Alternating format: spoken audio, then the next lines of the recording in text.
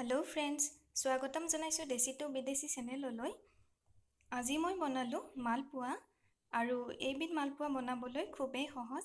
এতিয়া কোৱাৰান্টাইনৰ সময় যিহেতুকে খুব কম বস্তুৰে এই মালপোৱাবিধ তৈয়াৰ কৰিলো। এইবিধ মালপোৱা খাবলৈ খুব ধুনীয়া হৈছে। এবাৰ ঘৰত এনেদৰে বনাই চাবচোন। তেনেহলে দেৰি নকৰি আহকচোন চাও কেনেদৰেনো বনালো। ইয়াৰ বাবে লৈ লৈছো মই এনেকুৱা সাৰ্ভিং স্পুন এখনেৰে 3 চামুচ আটা গুড়ি। আপুনি যিকোনো আটা গুড়ি ল'ব পাৰে আৰু ময়দা ললেও ল'ব পাৰে।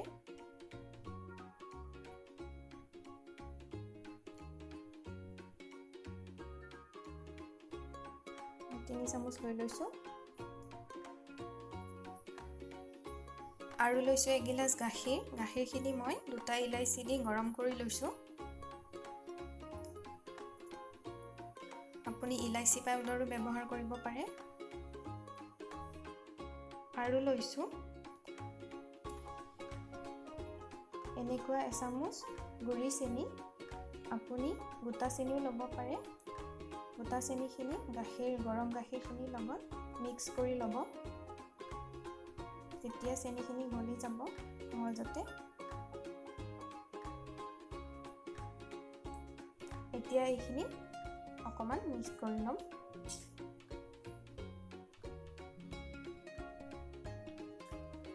আৰু লাহে লাহে গাখীৰখিনি অলপ অলপকৈ দি এটা ঘোল তৈয়াৰ কৰি ল'ম।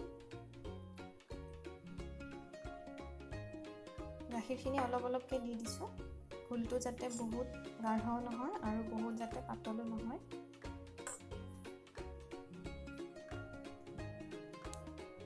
ভালদৰে এইখিনি মিক্স কৰি ল'ম। মই এইদৰে ঘোলটো তৈয়াৰ কৰি ল'লো আৰু অকমানকৈ গাখীৰ দি পেলাই লৈ লৈছো।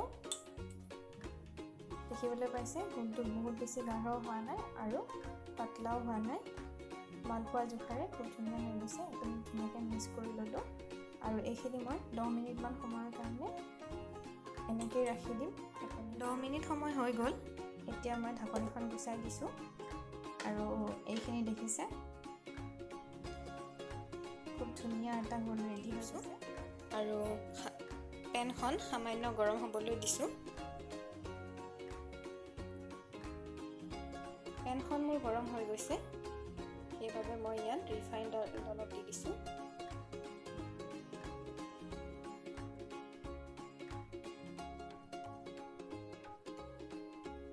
এতিয়া মই তেলখিনি গৰম হ'বলৈ দিছো।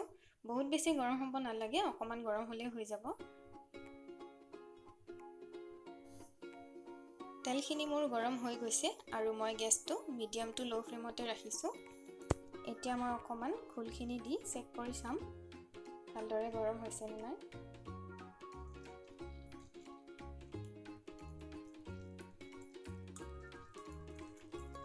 তেলখিনি ভালদৰে গৰম হৈছে। এতিয়া মই এখন এখনকৈ মালপোৱা বনাই ল'ম।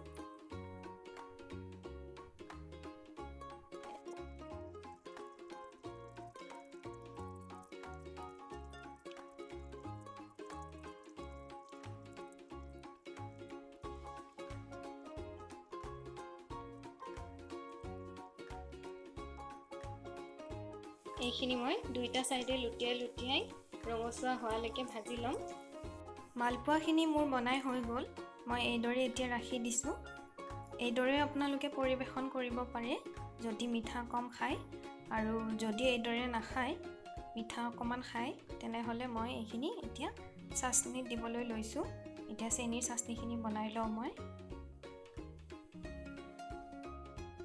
চাটনিৰ বাবে মই গেছত কেৰাহী এটা পাতি লৈছো আৰু কেৰাহীটো মোৰ অকমান গৰম হৈ গৈছে আৰু এতিয়া মই ইয়াত দি দিছো চেনি।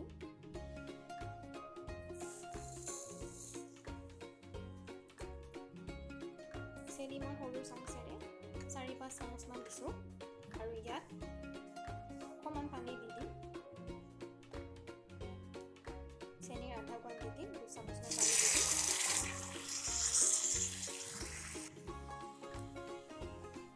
আৰু এইখিনি এতিয়া মই ভালদৰে লৰাই দিম যাতে তলত লাগি নাযায়। এইখিনি অকণমান গাঢ় হোৱালৈকে বাচ্ছাম, বেছি গাঢ় হ'বলৈ নিদিওঁ।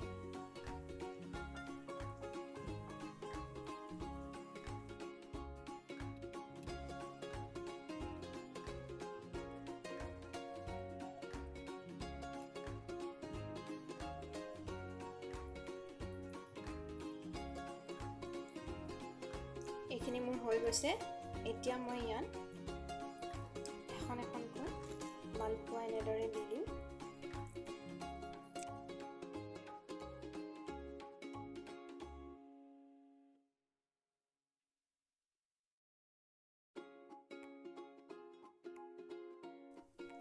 চাচনিখিনি গৰম থাকোঁতে এইখিনি দিম, যাতে ভিতৰলৈও সোমাই যায়।